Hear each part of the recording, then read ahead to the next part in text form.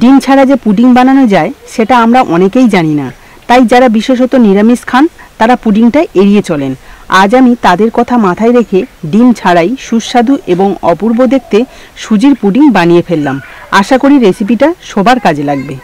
নমস্কার বন্ধুরা, আমি সাবিত্রী, ভিল স্টোরি চ্যানেলে সবাইকে স্বাগত জানিয়ে আজকে রান্নাটা শুরু করছি।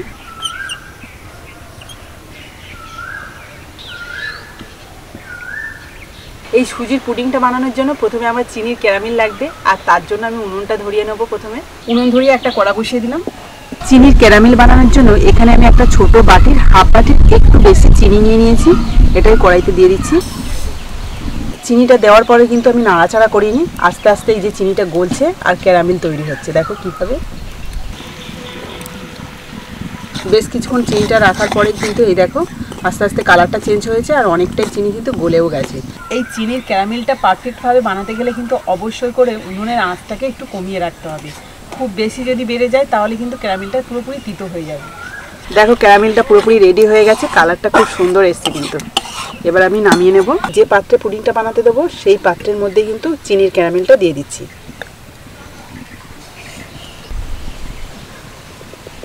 চারদিকটা ভালো করে ঘুরিয়ে এই ক্যারামেলটাকে এইভাবে রাখলাম। এবার আমি সুজিটাকে রেডি করে নেব, তার জন্য কড়াইতে দিয়ে দেবো দুধ। এখানে আমি 1.5 কাপ দুধ নিচ্ছি, আর এটা কিন্তু আগে থেকে গরম করা ছিল। প্রায় 2 মিনিট মতো জাল দিয়েছি, দুধটা কিন্তু একটু ফুটে উঠেছে। এবার আমি দিয়ে দিচ্ছি এই যে ছোট বাটির হাফ বাটি চিনি। চিনিটা দুধের সাথে ভালো করে মিশিয়ে নিলাম। এবার দিয়ে দিচ্ছি সেই একই বাটির মাপে হাফ বাটি সুজি, আর এটা কিন্তু কাঁচা সুজি। এবার আমি এক হাতে ঢালবো আর এক হাতে কিন্তু খুন্তিটা এইভাবে নাড়াতে থাকবো।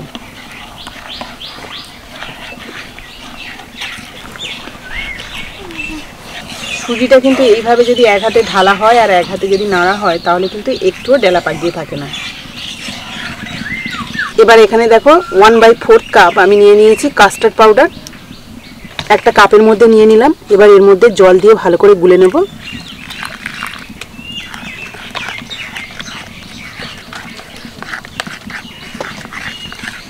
এবার এটাকে সরাসরি দুধ আর সুজির মধ্যে দিয়ে দিচ্ছি। এটাও দেওয়ার সময় কিন্তু এইভাবে নাড়তে হবে।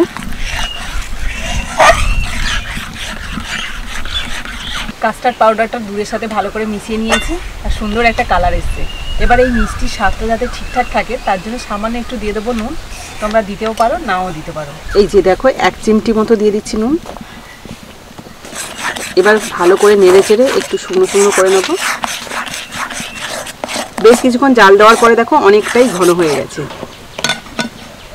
এবার আমি এটাকে পুডিং বাটির মধ্যে দিয়ে দেবো।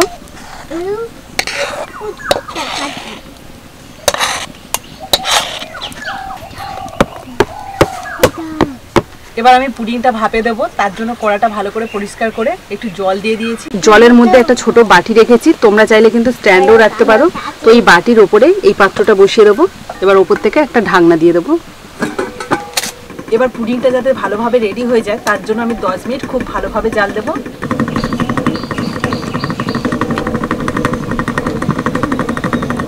ফিরে এলাম 10 মিনিট পর, আঁচটায় কিন্তু একদম নিভিয়ে দিয়েছি। এবার ঢাকনাটা খুলে দেখবো। পুরোপুরি রেডি হয়ে গেছে। এবার এটাকে নামিয়ে নেব। নামিয়ে 1 মিনিট মতো রেখে দিয়েছিলাম। এবার 4 সাইডটা একটুখানি ছাড়িয়ে নেব। 4 সাইড থেকে ছাড়িয়ে নিয়েছি ভালোভাবে। এবার একটা প্লেট উল্টে দিচ্ছি এইভাবে। এবার পুডিংয়ের পাত্রটাকে এইভাবে উল্টে দেব। এবার আস্তে আস্তে এই পাত্রটাও খুলে নেব। এই দেখো কি সুন্দর দেখতে হয়েছে। দেখো পুডিংটা কিন্তু দেখতে সুন্দর হয়েছে, কিন্তু হালকা ফেটে গেছে। এর কারণটা হলো এই যে পুডিংয়ের পাত্রটা দেখছো কতটা গভীর। এই গভীর থাকার জন্য যখন আমি উল্টে দিয়েছি তখনই কিন্তু এই পুডিংটা ফেটে গেছে একটু হালকা, কিন্তু দেখতে অসাধারণ লাগছে। তো বন্ধুরা, তোমরা দেখতে পেলে এই যে সুজির পুডিংটা কত সহজে আর কত কম সময়ের মধ্যে বানালাম, আর দেখতেও কত অসাধারণ হয়েছে না? কেমন লেগেছে পুডিংটা? ভালো। এবার খেতে হবে, দাঁড়াও আমি এই দিক থেকে কেটে দিচ্ছি। এবার কুট্টুস একটু খেয়ে বলবে। এটা কি? আইসক্রিম।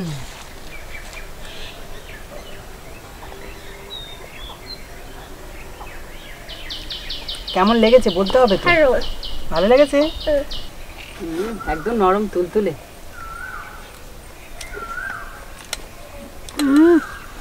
কেমন লেগেছে? দারুণ। বাচ্চাদের যদি এইভাবে পুডিং বানিয়ে দেওয়া যায় না, ওরা কিন্তু খুব খুশি হয়ে খাবে। কারা? বাচ্চারা, বেবিরা। আমাদের বাড়ি একটা বেবি আছে,